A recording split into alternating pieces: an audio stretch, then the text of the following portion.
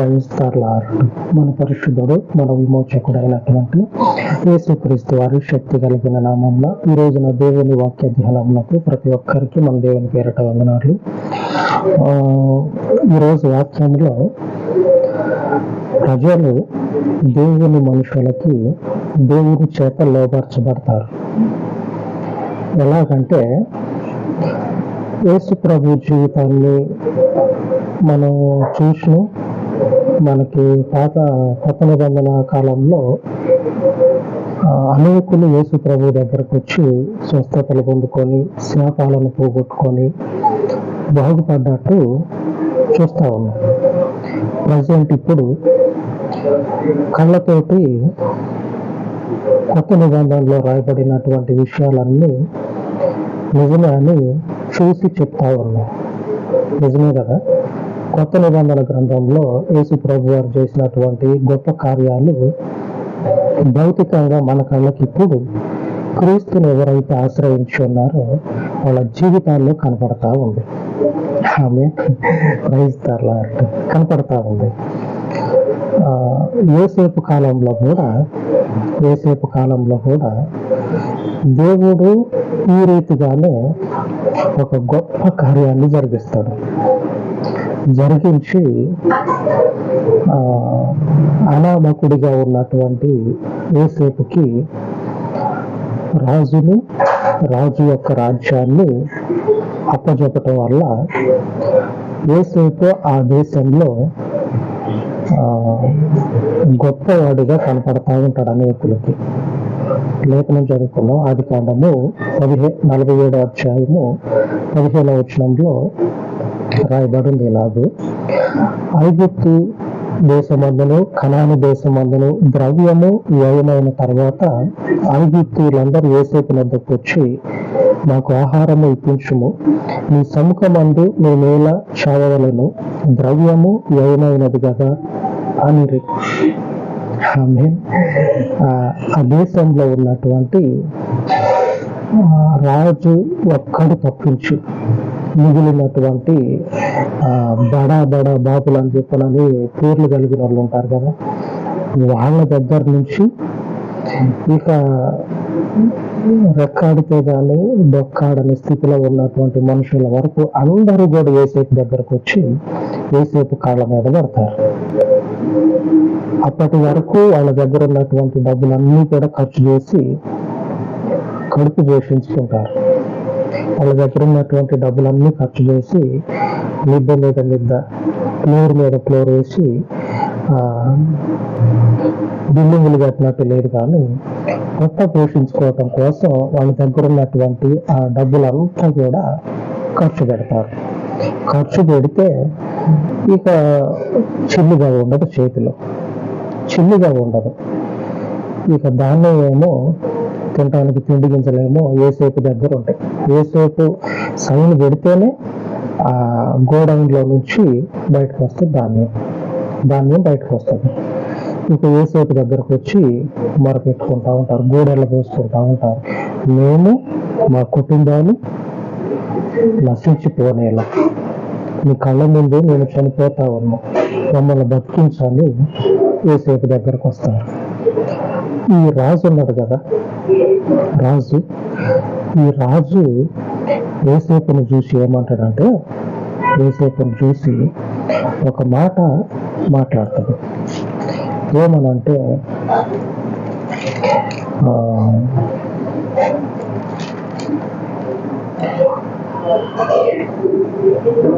41వ అధ్యాయము 40వ వచనంలో ఆ రాజు ఒక మాట అంటాడు యోసేపు తోటి: నీవు నా ఇంటికి అధికారివై ఉండవలెను,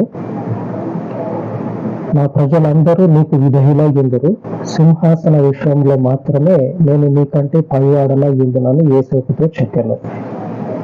యోసేపుతో చెప్తా ఉన్నాడు, నేను కూర్చునేటువంటి రాజు కుర్చీ మాత్రమే నేను కూర్చుంటా, మిగిలిన అన్ని నీ స్వాధీనంలోనే ఉంటాయి, మొత్తం నీవే చూసుకో, ఒక్క కుర్చీ మాత్రం నాకు వదిలిపెట్టి, ఎందుకంటే రాజుని నేనని తెలియటానికి ఆ కుర్చీని నాకు వదిలిపెట్టి మిగిలిందంతా కూడా నువ్వే చూసుకో. ఎంతటి దేవుని ప్రభావము, శక్తి యేసేపు జీవితంలో కనపడతా ఉంది. ఇంత అధికారం మనకు కావాలంటే చెమటలు తీయాల. ప్రభుత్వంలో గవర్నమెంట్ ఉద్యోగం కావాలంటే చెమటలు తీయాల. 24 గంటల్లో ఒక 4-5 గంటలు కనీస అవసరాలు తీర్చుకోవటం కోసం వెచ్చించి మిగిలినటువంటి సమయం అంతా చదువు. ఇంత చదివితే మనకి ప్రభుత్వంలో కొద్ది అధికారం చేతికి దొరుకుతుంది. యేసేపు దేవుని యందు భయభక్తులు నిలిపినటువంటి మనుషుడు.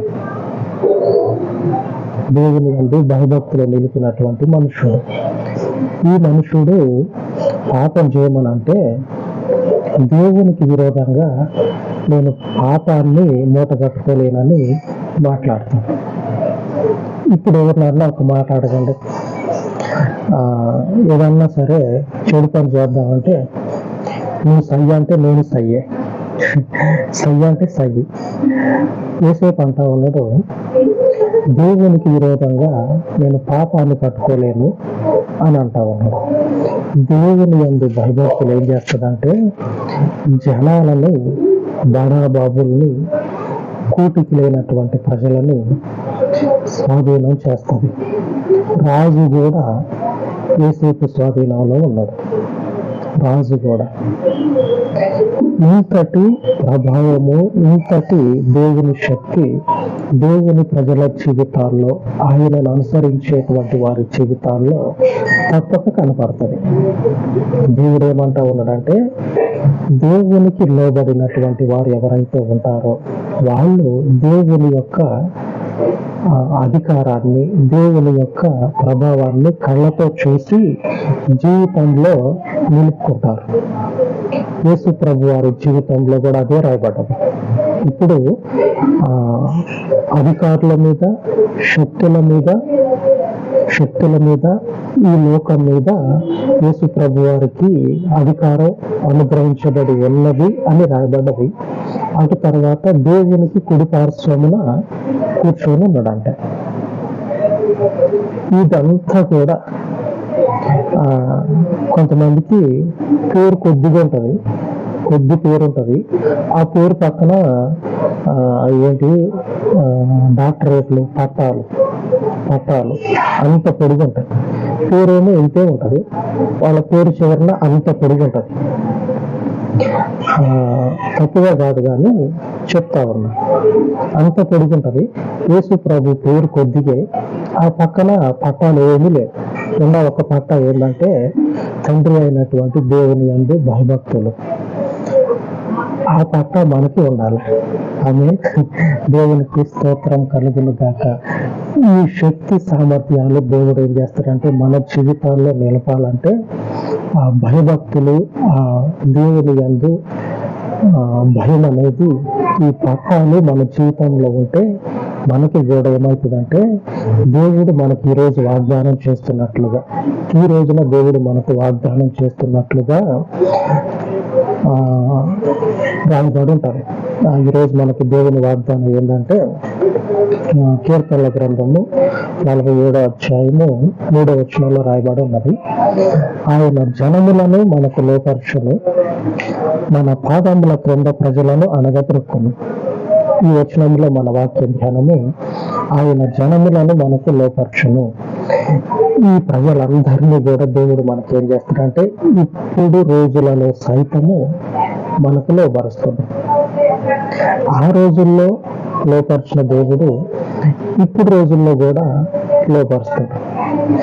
ఆ రోజుల్లో భయభక్తులు నిలిపిన ప్రజలు ఇప్పుడు కూడా భయభక్తులు నిలిపితే, ఆమె పాపము చేయాలంటే భయం అనేది ఉండాలి. యేసేపుకి, యేసు ప్రభుకి దేవుని ఆ శాసనాలను దాటిపోవాలంటే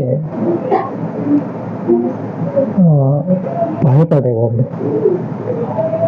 వాళ్ళ మనసు ఒప్పుకునేది కాదు దేవుని దాటిపోవాలంటే. ఆ హద్దుల్లోనే ఆయనను అనుసరించినందువల్ల ప్రజలను దేవుడు ఏం చేసినంటే దేవుని అందు భయభక్తులు నిలిపినటువంటి యేసేపుకి మన ప్రభు అయినటువంటి యేసుక్రీస్తు వారికి అప్పచెప్పడం జరిగింది. ఈ రోజున దేవుడు మనకు వాగ్దానం చేస్తా ఉన్నాడు, ప్రజలను మీకు లోపరుస్తా, ప్రజలను మీకు లోపరుస్తా, దేవుని యందు నిలబడండి. దేవుని యందు ఈ పట్టాలు ఉన్నాయి కదా, భయము, భక్తి, వీటిని కలిగి దేవుని యందు నిలబడండి. తప్పక ఆయన వాగ్దానం నెరవేర్చే దేవుడు. ఆ అధికారం మనం ఏ చదువు అవసరం లేదు, అధికారాన్ని మనం పొందుకుందాం. అలాగే ప్రార్థించుకుందాం. పరిశుద్ధుడు అయిన తండ్రి, ఏడే కాలమందు అయ్యా, ఎందరైతే నీ యందు భయభక్తులు నిలిపి వారి జీవితంలో వారి యజమానులైనటువంటి వారి యొద్ద నిన్ను బట్టి తండ్రి నీ వాక్యము చేత ముద్రించబడి నడుచుకొనుచు ఉండగా జనములను లోపరిచే దేవుడవని వాగ్దానము సెలవిస్తూ ఉన్న నీవు నీ ప్రజలకు తండ్రి నీవు చేసినటువంటి వాగ్దానమును నెరవేర్చమని, నీ ప్రజల మీదకి తండ్రి లెగిచేటువంటి వారిని, నీ ప్రజల మీద తండ్రి అధికారము చెలాయించే వారిని మరొక మారు జ్ఞాపకం చేసుకొని నీ ప్రజలు అధికారులు, నీ ప్రజలు అధికారులు, నీ ప్రజలు ఉన్నటువంటి వారికి తండ్రి అధికారమును అనుగ్రహించండి. జనములను నీ ప్రజలకు లోపరచండి. నీ పరిపూర్ణత యందు నీ భయము చేత నీ భక్తి చేత నింపి నీవు తండ్రి నీ మార్గంలో నడవచ్చేయమని సమస్త మహిమను మీకు చెల్లించి యేసు నామమున వేడుకొనిచున్నాను తండ్రి. ఆమేన్, ఆమేన్. మన పరిశుద్ధుడైన దేవుని కృప మనలను నిత్యము నడిపించును గాక. ఆమేన్, ఆమేన్.